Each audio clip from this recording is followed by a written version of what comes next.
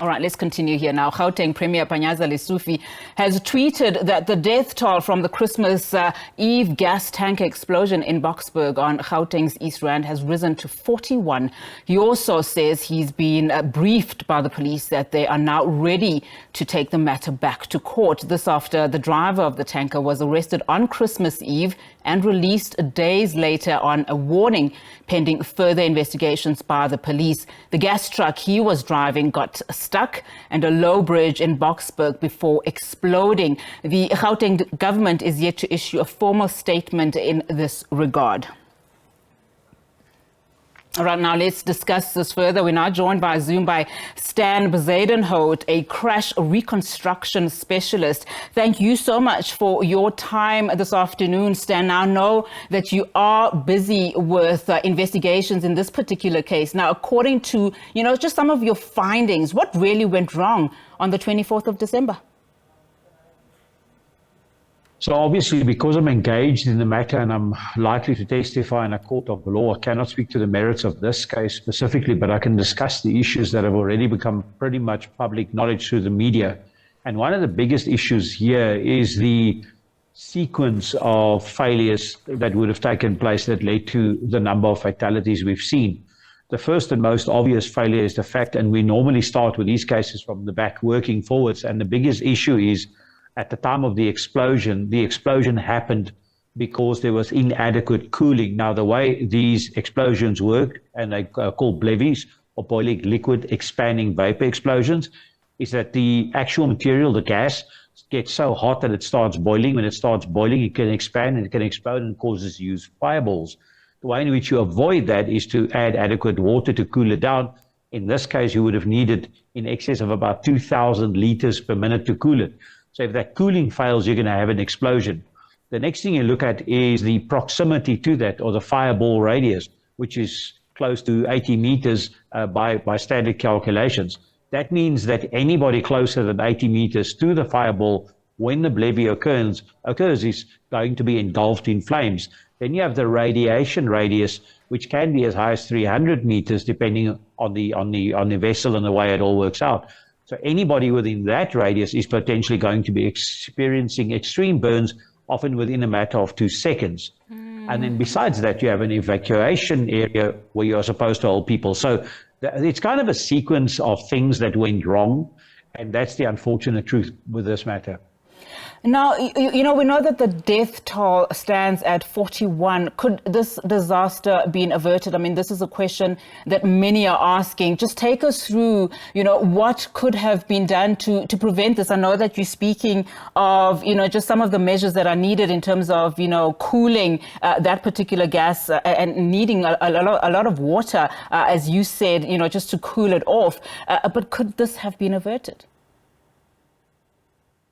Well, the question is, how would it have been averted? And the first and most obvious thing is adequate cooling, again, if you work from the back. The next is evacuation of people. The people shouldn't be so close that they're exposed. That's the official task of an emergency service like a fire department, is to evacuate people because they are fully trained on the dangers and the associated issues with a case of this kind. The next thing that could have avoided it would have been if there was sooner action or rapid action. We know that the truck got stuck under the bridge at about 6:13. We know that the explosion would have taken some time, placed it as late as 7:30. That's well in excess of an hour. Within that hour, there were erratic attempts to get law enforcement and or emergency services at the scene. And many of those calls went unanswered. So that by the time the call effectively went through to the first emergency service, the next question would be, how long did that emergency service take to respond? And then finally, it's easy to say if the truck didn't take the route. But the fact is, if you look at the actual routing or the route the truck driver was supposed to be on, he missed a turn. Which can happen to any natural human being. You can miss a turn, and what you do immediately is you try to get back to the road you were on. In this case, the driver followed the instructions on the road and or his GPS. He found the road that leads back to the road he was supposed to be on. He turned and was encountered with this low bridge. Then you had to make a decision as to whether he'll fit underneath the bridge or not. And unfortunately, as we now know, most of the truck fit, and one little part, in fact, an inspection hatch on a flange on top of the trailer got jammed. led to a leak, and ultimately, this is also what's concerning. Something caused the fire, not the truck getting stuck. It might never be possible to know what caused that fire. It could be somebody lighting a cigarette, somebody walking past over, a car close by trying to start, an exposed wire somewhere, electrical cables from the train. We don't know. And from the fire, we moved to where we had the explosion ultimately. I know that there's a lot you can't say in terms of, just the merits of your investigation. But just going back to some of the reports that we were hearing on the day of the explosion, as you've mentioned, of course, a lot of erratic phone calls, trying to get help from the time that truck was stuck under that low-lying bridge to the time where actually help arrived. I mean, we heard, reports of firefighters getting there, and of course shortly after that fire, then we know that there were like 3 explosions, but the first one was not as harmful, which is why the 6 firefighters that were deployed at the scene did not get seriously injured. Some of them were serious injuries, but at least they made it out alive. And then of course there were another 2 explosions. So as we're trying to establish this kind of gas, just talk us through what could have possibly been happening within that hour, because we know, as I've said, there were 3 explosions, and the last one is what we understand caused a significant damage and the loss of life. So first of all, we must understand that a lot of the explosions would not have been actual explosions. It would have been things like the tires of the truck essentially deflating rapidly. So they sound like a big bang. Any truck tire that deflates, it's under 9 bars of pressure. It's going to sound quite loud. It's going to sound like an explosion. In fact, it does sound like an explosion, but that might just be air releasing. And the air releasing itself is not an explosion. The only explosion that happened on the day was the actual levy, as far as I'm able to determine. So the initial sounds, the fire department personnel would have been familiar with those sounds. Any fire scene with cars end up with pops and bangs as things release air, etc. But the problem in this case is when the screaming sounds, that literally sounds like a screaming sound. It's extremely high pitch. It's a very, very loud hiss. And even the witnesses reported that when that started, it kind of disoriented you. It was so loud. Those are the warning signs that firemen would have been familiar with. So I expect that when the firefighters were there, but they started seeing that rapid increase in the escape of the gases, they would have withdrawn immediately. The question is whether the members of the public would have seen or known and would have followed them while they evacuated.